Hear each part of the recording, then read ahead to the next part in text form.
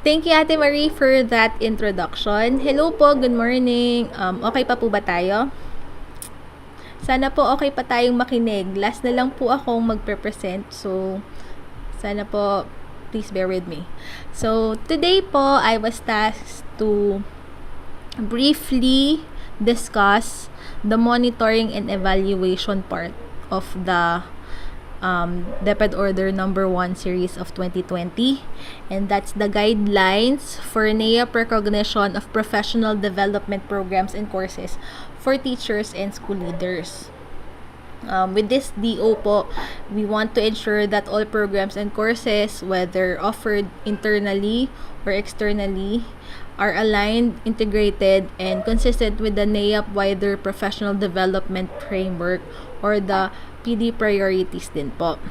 So, yun, as syempre, siguro naman po, now you are more familiar with your roles as an evaluator of the training programs because nag-go through tayo or pinesent ni Sir Lee Makalisang yung mga tools, pinesent kanina ni Sir Ariel Dagar yung professional development credits. So, I think you are more familiar with the roles that you are given.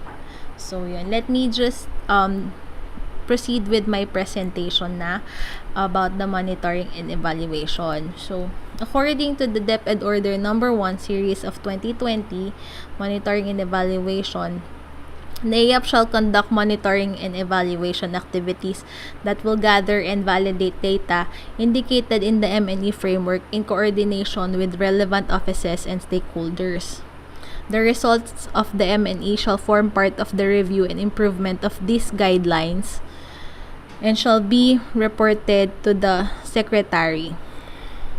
So, looking at the monitoring and evaluation part of the DepEd Order, hindi naman po ito naiiba sa talagang mandate ng Quality Assurance Division. Kasi alam niyo naman po na ang Quality Assurance Division ng NAIAP ay talagang nagmo-monitor at nag-evaluate ng mga programs.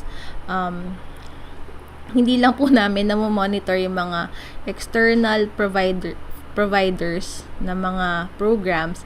Pero ngayon po with this DO, basta dumaan sila sa authorization at na-recognize po nila yung mga programs nila, i-monitor at i-evaluate po natin yung mga programs nila.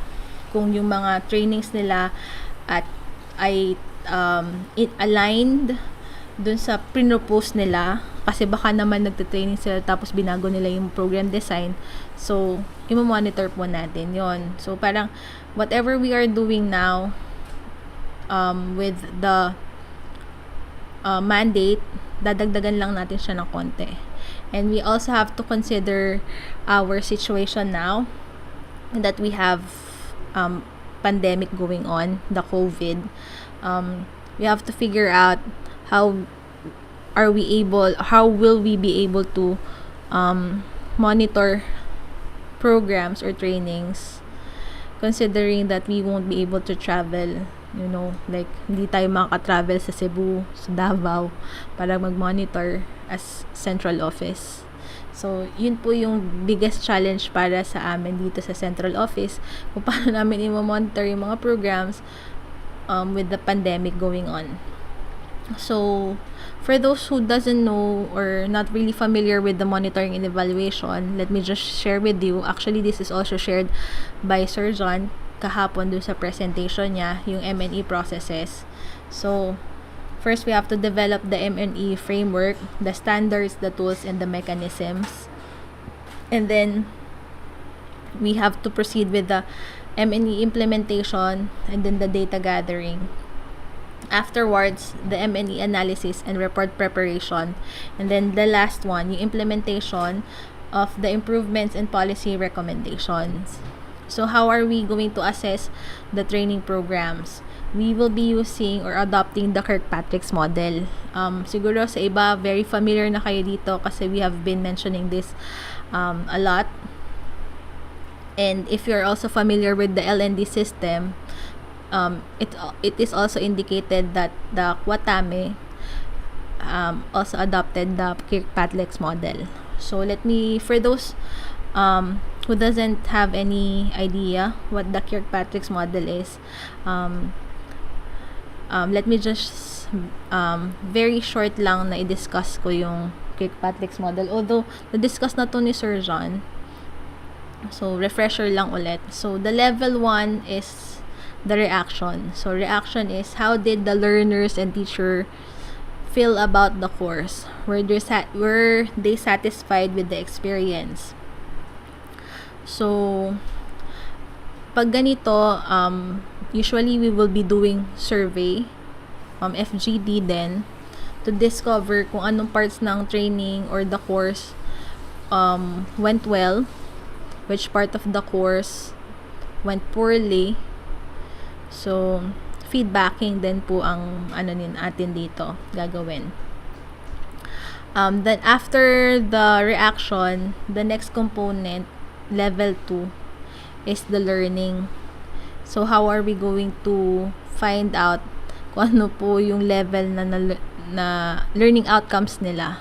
So, we will have to check the assessments done during the training, if they have post or pre-test, or even after every modules, may mga assessment pa sila, may mga short quizzes pa sila. So, yun po yung for us to be able to gauge their learning.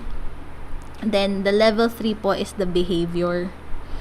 Behavior naman po is, did the learning that was demonstrated by the previous metrics result in behavior change for the learners? Kunyari, nagbago ba yung behavior ng mga naturuan dito? So, pwede din tayo mag-survey dito for both the learners and the instructors. Kunyari, how do you feel about the training? Kunyari, una skeptical pa sila mag-attend nito kasi parang hindi siguro sila suitable mag-attend dito, maganon. And then after going through the whole modules or the course, parang naging confident na sila na parang, okay, pwede ko pala tong i-take. Yung mga hesitations nila before, nagbago into very confident na sila. Then the next one is the result. What do we mean by result? What were the measurable outcomes? Did the learners benefit from the course? Could they carry their learning forward into future courses and activities? So, parang dito na natin makikita kung yung application ng natutunan nila. So, yun yung results. Actually, meron pong bagong part, yung Kirkpatrick's model, and that is the 5th level, yung return of investment. So, ibig sabihin, syempre, logical naman, na-realize ko yung ROI because hanggang lang tayo result lang tayo. Pero wala tayong return of investment. Kasi, remember, some of the training programs may be using the HRD funds, and we have to know the return of the investment.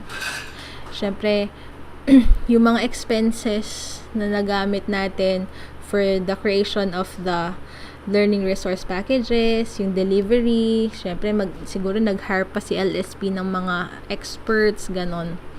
So, in other words po, yung ROI is the value of the course or the program na, di ba, nagastos natin sa kanila. Ano ba return of the investments natin? Siguro maganda ding i-consider as return of investment yung re-entry action plan nila after taking the course. Kung may implement ba nila yung RIP nila. 'Di ba sa SHDP, I think meron silang re-entry action plan or plan while they're taking their SHDP program. So, I think that's our ROI. So, hopefully sana yung mga programs na i-evaluate natin, tingnan natin kung may ROI tayo. Kasi we will be spending money then sending them to trainings that are provided by the learning service providers, and of course we would want to have our return of investments.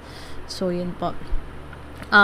Actually, if you will be looking at the tool that was discussed by Sir Lee Macalisang kanina, makikita nyo po na dun sa part ng recognition, meron din po tayong sinasuggest na sana yung mga learning service providers natin na magpropose ng mga programs nila ay meron pong M&E plan para po makita natin kung they will also be doing their own monitoring of the training programs that they proposed.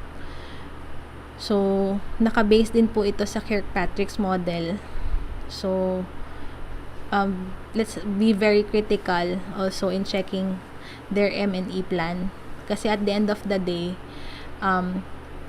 yung M&E plan nila, ibabangga natin sa M&E plan natin para magtali tayong dalawa or makapag-set tayo ng schedules kung kailan natin sila pwedeng i-monitor, kung anong mga data ang kailangan natin kunin sa kanila, ganun po. So, Sir John also showed this M&E plan. Sa kanya naman, dinagdag niya yung impact. So, to what greater organization goal does the training contribute to? Yung improve learning outcomes. So, dun sa previous ROI yung nadagdag, dito with Sir John yung impact.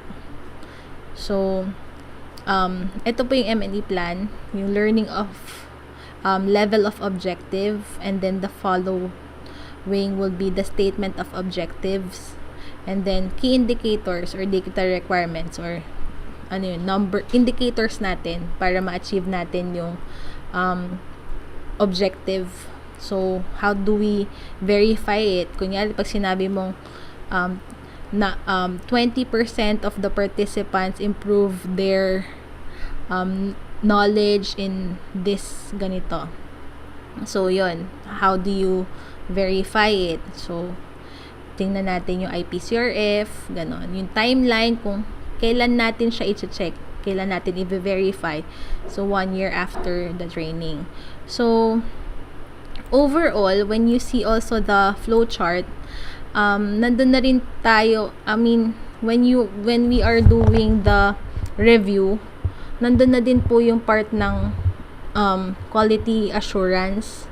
So, we are also quality assuring that all the documents that they have submitted are complete, yung completeness ng documents, and then, once they are authorized, we would be issuing them the authorization numbers. So, that's part of our monitoring then.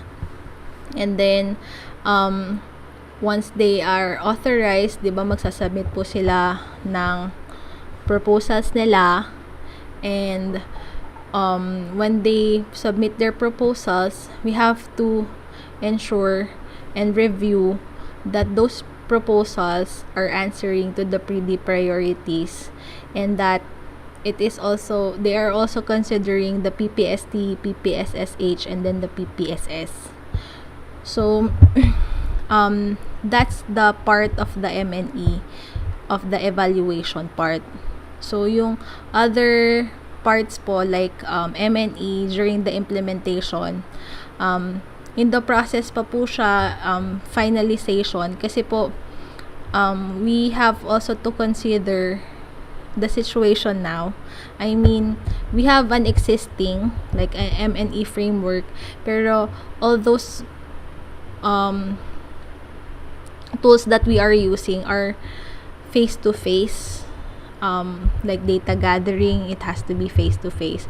So, right now po, I am part of the capacity building mechanism, and we are trying to come up with the M&E for if ever that our learning service providers will opt to offer their training programs through online. So, that we have to wait pa, kasi in the process of pa lang po tayo, adjusting our framework with the recent developments of the pandemic. So, yun po, that ends my presentation of the M&E plan, or the monitoring and evaluation. Yun po. Thank you po. If you have any question, you may submit it to your classrooms, and if I am able to answer it, I will be answering it. Thank you.